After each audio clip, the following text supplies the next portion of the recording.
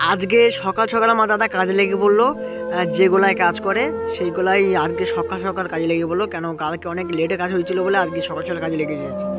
তো এইভাবে প্রতিদিন মানে একরকম তো কাজ হয় না, তো প্রতিদিন আলাদা রকম কাজ হয়। আর আজ কালকে যে প্লাস্টিক কাটা হয়েছিল, আজকে প্লাস্টিকগুলো ধোয়া হচ্ছে। মানে একদিনে তোমার 3-4 রকম প্লাস্টিক কাটতে গেলে প্রায় 5-6 ঘন্টা টাইম লাগে। ওই জন্য সেই টাইমটা বাঁচিয়ে 2-3 দিন করে কাটা হয়। কেটে তারপরে এইভাবে মানে এই প্লাস্টিকগুলো ধোয়া হয়। ধোয়া হয়ে তারপরে এইগুলো সাপ্লাই অন্য গোলায় যাবে।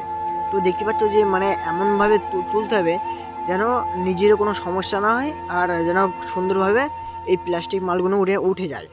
আর এইভাবে তুলতে হবে, তুলে ঝেঁকে তুলতে হবে।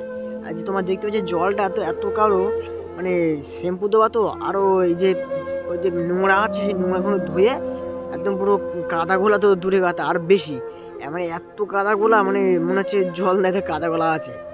সেই জন্য আস্তে আস্তে করে তুলে নিচ্ছিল। আর আমার দাদা আজকে খুব রোদ ছিল, কেন আজকে মানে এত রোদ যে উপরে মাথার উপরে প্লাস্টিক হালকা উপরে দিয়ে ওই যে কাজ করছিল। আর আমি পাশে দাঁড়িয়েছিলাম আমার দাদার পাশে, আমার দাদার সঙ্গে আমি একটু সাহায্য করে দিচ্ছিলাম, কারণ আমার দাদা যতটা সাহায্য করা যায়, কারণ আমি তো এখানে কাজ করি না, আমার দাদা কাজ করে।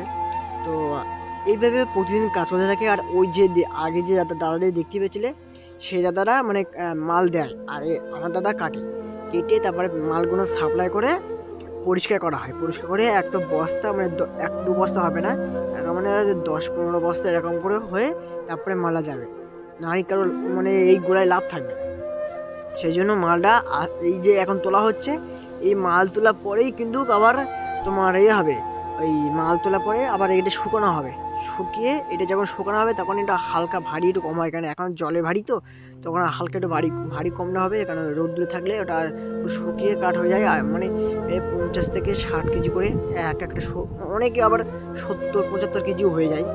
হায়েস্ট 80 কেজি তো হবে, 80 কেজি তো হয়ে যায়।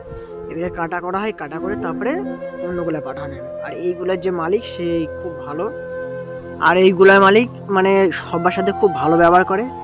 যে যার সাথে খারাপ ব্যবহার করে কিন্তু এই মালিক, এই যে এগুলার মালিক খুব ভালো ব্যবহার করে। মানে সত্যি করে বলতে কি যে মালিকটা কথাবার্তা সুন্দর এবং চালচলনও সুন্দর, সব কিছুই সুন্দর, মানে মালিকটা খুব ভালো।